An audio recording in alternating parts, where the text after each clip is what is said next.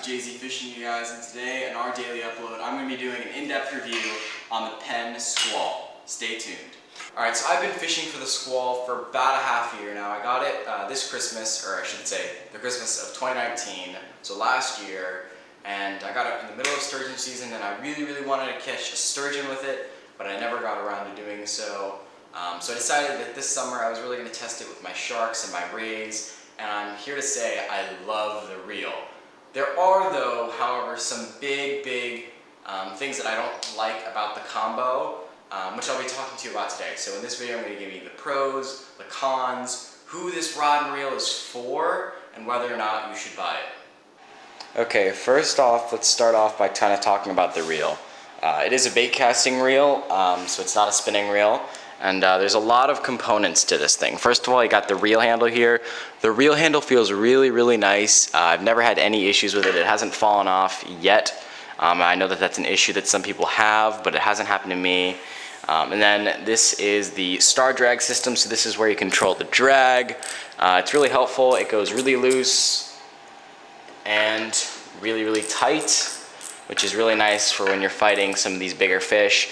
The only thing I would say about the drag system is sometimes it kind of lags, it takes a little bit of time to really set in place. So if I loosen it all the way and I try and pull out line immediately, it's not gonna be loose. I'm not sure if that's something that I'm doing wrong or something that the reel's doing wrong, but yeah. And then we got, I think this is for the magnetic, this is for casting, makes it either the magnetic brakes. And then we got the button to put it into free spool, put it retrieve, pretty simple super stuff. Then we got up here, we got the main part of this, another main part of this reel, which is the level wind. So pretty much what happens is whenever I reel, the level wind moves from side to side, as you can kind of see. Usually it'll reel up and down, which helps make your line be kind of even on each side. Flipping the reel over to the other side, we got, first of all, this little button here, which I, for a while, did not know was a button. It is actually for the clicker. So if you click this in place, you can, the reel will make noise when it comes out. So if you put it in free spool, right, that's the clicker. And then this specific rod and reel that I'm using is the Penn Squall 30LW. And then in terms of line, I usually have 300 yards of 80-pound braid. I obviously have lost a bit of braid just because of using it over time. But when I first got it, I had 300 yards of 80-pound braid. All right, moving on now to the actual rod itself. This is just the stock rod that came with the reel. It's pretty good. I just have a couple of things that I don't like about it. First of all, it's really heavy, which isn't amazing for the kind of fishing that I'm doing.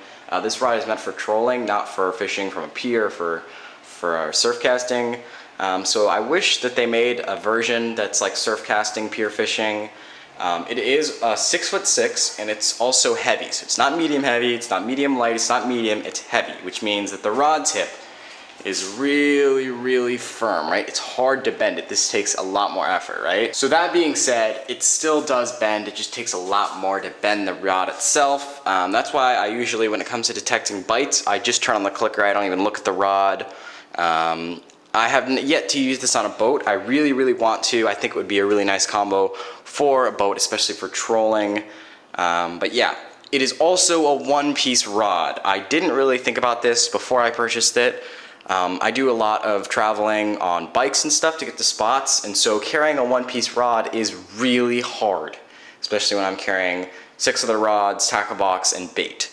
So it is a one-piece rod. I wish they made a 2-piece version of this rod, but they only have the one-piece. Alright, now that I've kind of gone over the specs about the Penn Squall, let's talk about who this rod is made for, and yeah, what it was designed to do. So this rod and reel combo was really made for boat fishermen. So people that are trolling, people that are just dropping baits down, mostly for trolling. It is made for trolling. Let me just actually say that. This rod and reel is made for trolling.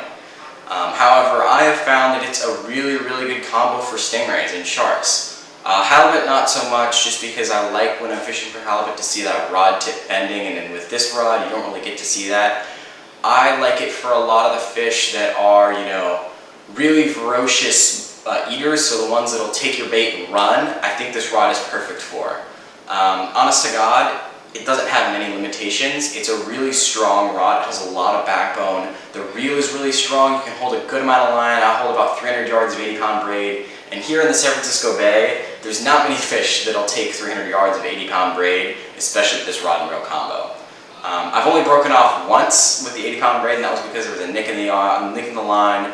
So it's just a really overall strong combo. And like compared to some of my other rods, when I hook up on the Penn Squall, I'm not thinking like, oh crap, I'm gonna lose this fish. I'm thinking, you know, hey, I've got a nice combo. Like I respect the combo, and it's a comfortable combo to use. And while it is kind of expensive, I think coming in around 180 bucks, it is pretty good for people that are just getting into shark fishing, because you can, you know, kind of muscle it out of places. If a shark is kind of dug itself into the rocks, you can use the big backbone, the big line, the big reel to kind of lift it out. It's just really, really helpful. It's nice having a heavy setup, especially for these sharks and rays. So if you're looking for a rod and reel for sharks and rays, even from shore, it's a perfect rod and reel combo for that. Just make sure that you're able to transport it, because it is a one-piece rod, right? You can't collapse it down into 2, 3, 4 pieces. So you need to be able to fit the 6'6" rod into your car, or however you're transporting the rod. All right, now that I told you guys what this rod and reel combo is used for, I'm going to be showing you guys some clips and kind of breaking down the rod and reel from past fish that I've caught on it. I'll also show you some pictures of some fish that I caught on it, just to kind of give you an idea of the size of fish that this rod can handle. As you can see in this video, this rod and reel is handling this shell-nosed guitar fish really well.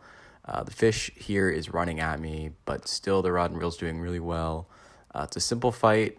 But you can still feel the power of the fish. You can't really tell here, but the rod isn't bending a whole lot, but you can really still feel the power of the fish. I had really no issues horsing this thing in. In this video clip specifically, this fish didn't really kind of realize he was hooked until he got to the shore, but even then, the rod handled the fish perfectly fine, even when it tried to go underneath the pier. As you can tell, rod's not really bending a whole lot. That's that heavy action that's coming into play. The reel is really, really smooth, so no issues there. Overall, really, really good combo. Here's some photos of some fish we caught. This is a tiny little stingray. Rod and reel handled it amazing. It's a shovel nose that we caught pretty recently, and even when this thing tried to go underneath the pier, the rod and reel had no issues. Same with this shovel nose. Tried to go take us underneath the pier, break us off. No issues at all. And then we got a shark that we caught recently with our charter. Handled it perfectly. Thank you guys for watching this video, and if you're interested in buying your own Penn Squall, please, a link in the description will be below, and if you buy the rod and reel through that link, it will support the channel, so I would really appreciate it if you do buy the rod and reel to buy it through the link. It really, really helps us a lot. And click the subscribe button, because you won't want to miss any of our future videos. We're also doing a giveaway at 500 subscribers, so go click the subscribe button. That way you will help us get that giveaway here sooner.